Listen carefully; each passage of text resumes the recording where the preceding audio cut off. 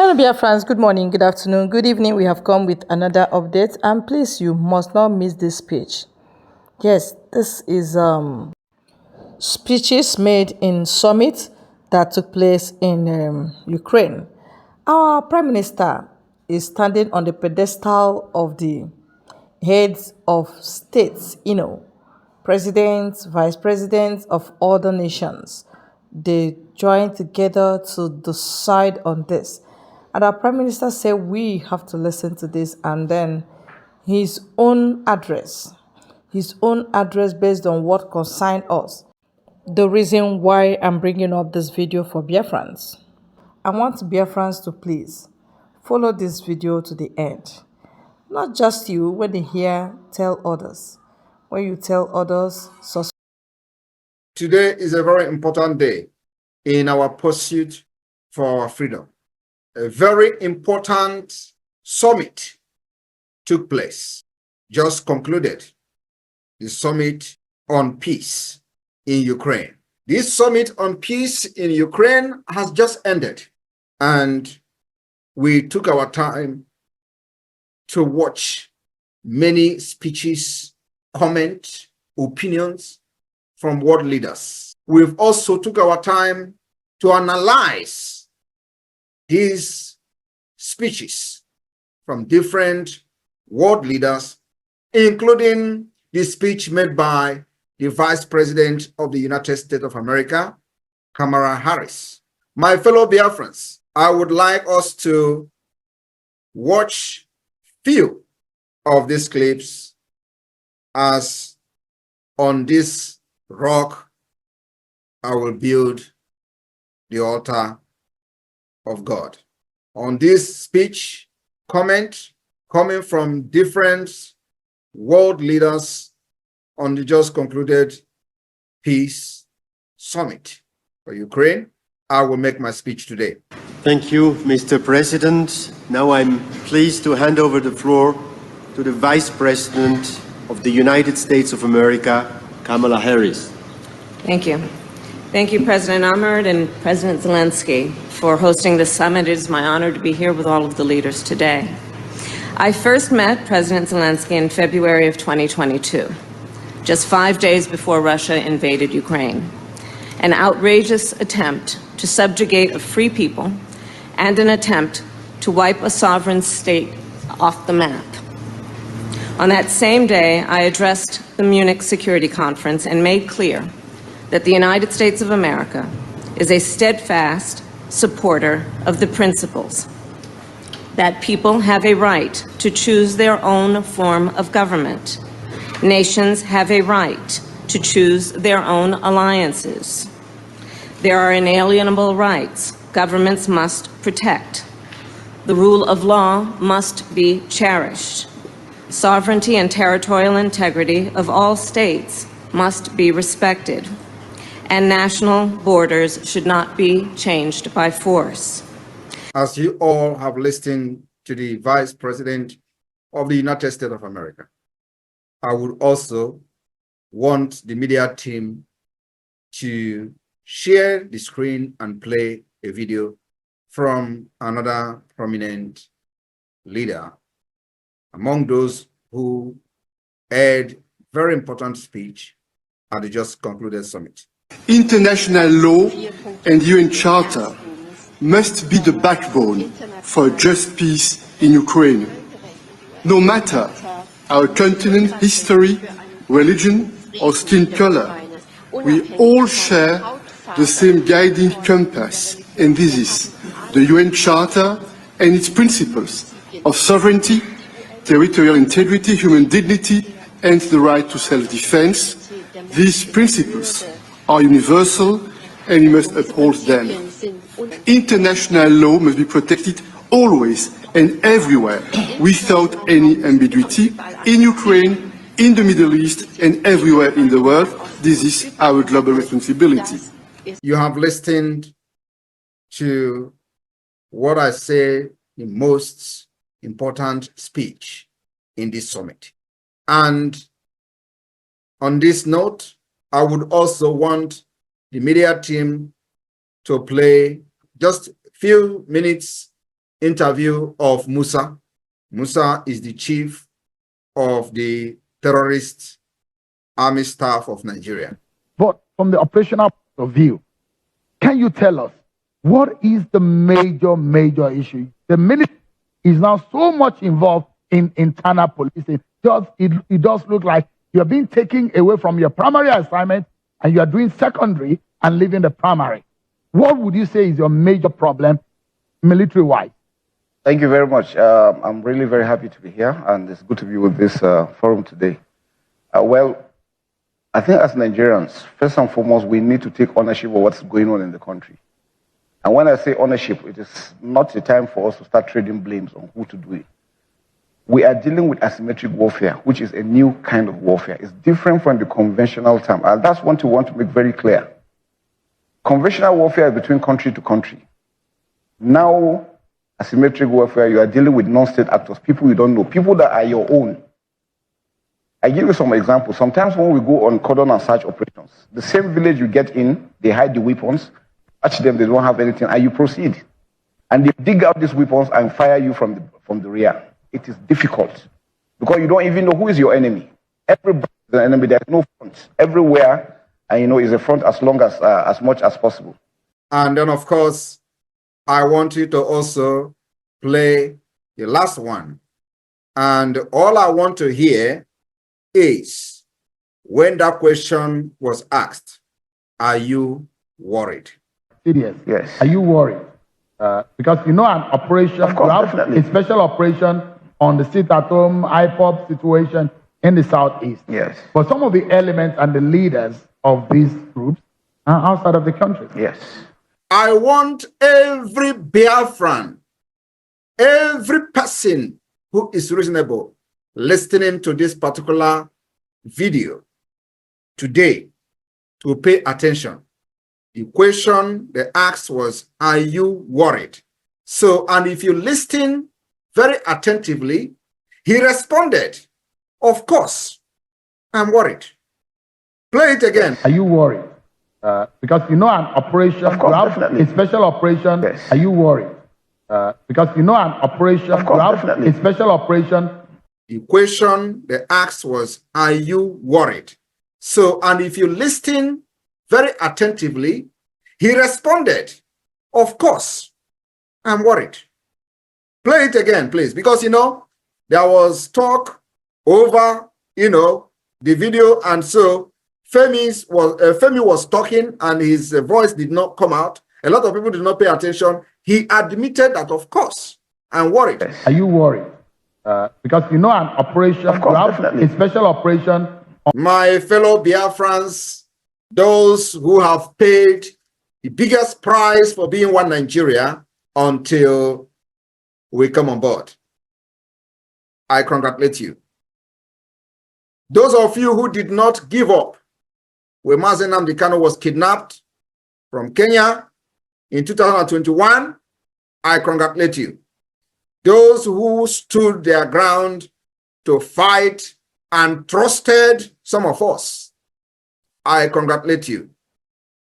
I want you to understand that we have defeated Nigeria, and Nigeria can never rise again. From the speech of the Vice President of the United States of America and the person that spoke on behalf of the American state, I have the following information to give to the Biafra people. I want you to understand that in Biafra, Africa died, and in Biafra, Africa will rise. This summit was directly and indirectly meant for Biafra people, as it reaffirms and justifies our right as a people and our actions towards the fight against Nigeria terrorist state aggression. Though it was called Ukraine Summit, but everything that was said was directly referring to your situation under Nigeria occupation, even though there is a connotation of Nigeria as a sovereign state, which was never discussed and negotiated with anyone, including the Biafra people. From the speeches and the clips you've just watched, the United Nations, the world leaders have indirectly validated Biafra Liberation Army in our quest to protect and preserve the life of the Biafra people. My fellow Biafrans, the world leaders made it very clear that self-preservation is a must. They use the word must. And it should be protected at all cost. At all cost. Self-preservation must be protected at all costs. Today, Nigeria have tried everything to destroy and annihilate Biafra people, and we must protect and preserve ourselves at all costs. They were referring to Biafra, even though the summit was about Ukraine. My fellow Biafrans, the world leaders told us today, and they made it very clear in the summit, as they define the United Nations Charter in a very clear term through their submissions, confirming that Biafrans are acting within the legal framework of international law. My fellow Biafrans, I want the Nigeria terrorist state to listen to this. The world leaders has opened up that even they themselves have no right to violate or act outside the charter, which has been agreed by all nations who are party to it. But the same charter that they have agreed they will never violate, Nigeria has violated it with impunity.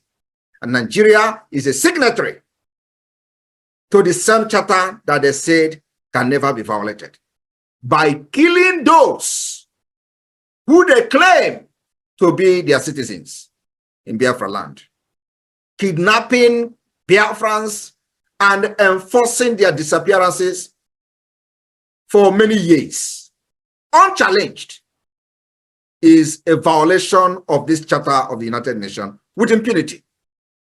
And today, we are resisting them. My fellow Biafrans, I want you to understand that the world leaders at this summit also made it very clear. They made us to understand that currently, in the case of Biafra, even though they are sitting idle and watching, it in fact violates the section of the United Nations Charter, which has assigned a responsibility to them to act in accordance to protect or the protection of human rights, especially the right of Biafrans within Nigeria state. They are waiting for this war that you listen to the Chief of Army Staff claiming that they are at war. Do you not understand that they are at war in Nigeria? Do you not understand that Biafra and Nigeria is already at war?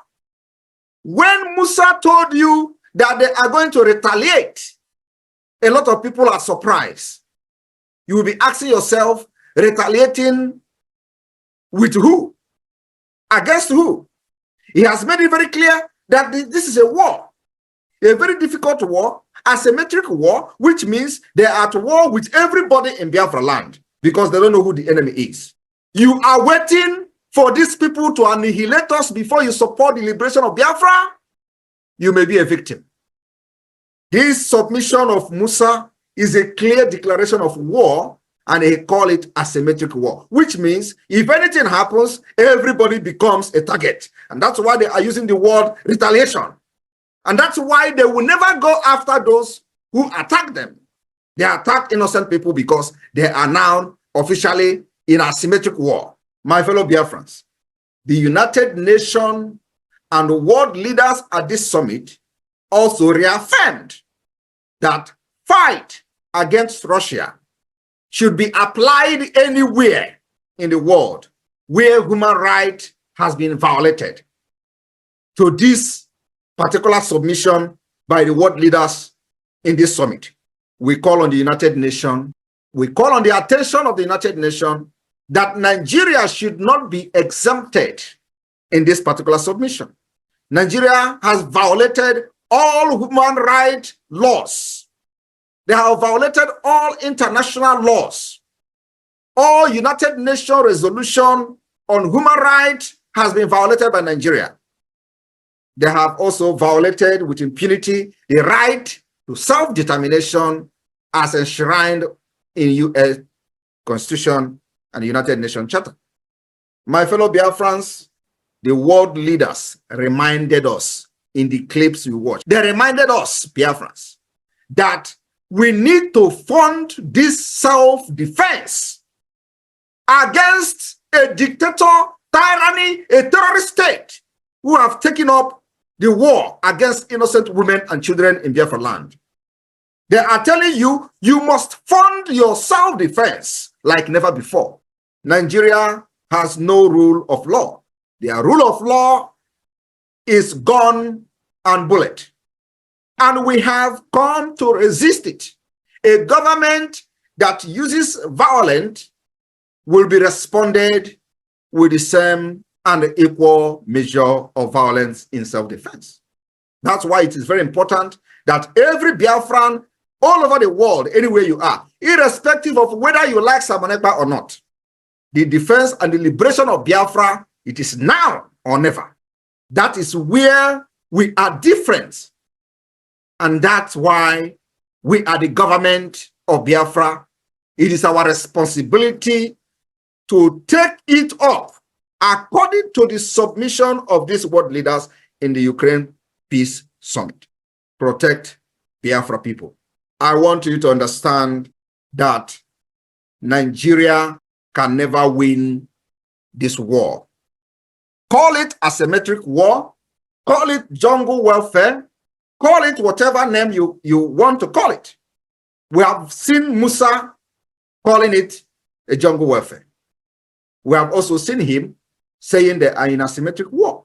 And it is a difficult one because you don't know who is the enemy. Everybody's the enemy. Sometimes they go to the place and people shoot them from the back. And that's why they are retaliating against the people. And Nigerians, those who call themselves Nigeria, do not understand that Nigeria is at war with Biafra. Musa has explained that we are at war, and he called it asymmetric war. What else do you want to know? The question was, they left primary responsibility and handling the secondary responsibility. Nigeria is at war, and the military are laying siege the place they believe the war is taking place. Where is that? Biafra land. You as a Biafra person, if you refuse to fund this liberation today, you or your family will be a victim. Because whether you believe in Simon Ekpa, whether you believe in the Biafra government or not, you are already an enemy. By the submission of Musa, your family are also the enemy. In the asymmetric war that they have declared against us, your family could be the one they will retaliate on, because we cannot hold our hand. We've already taken up arms, like everybody knows.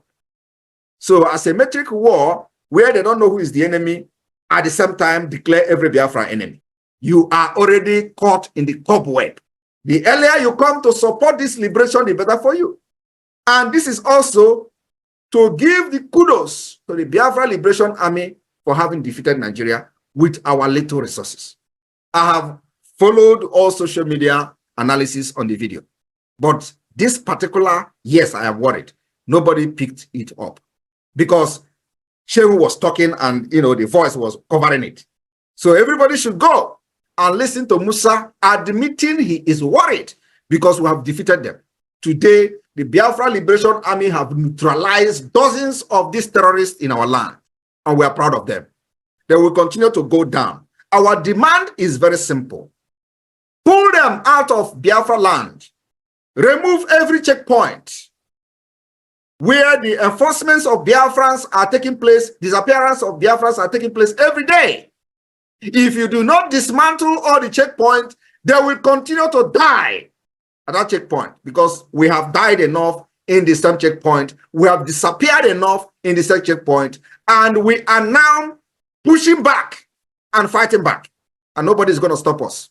I told them, if Oh my God. care is not taken, I will turn to a beast and Biafra will come. All right, thank you very much. Our Prime Minister, God bless you. You are indeed one in a million. You are more than 100 men in one. Rare gem. You know, they are surprised that Igbos produce such people in almost all generations. If you are wise, allow the Igbos to go.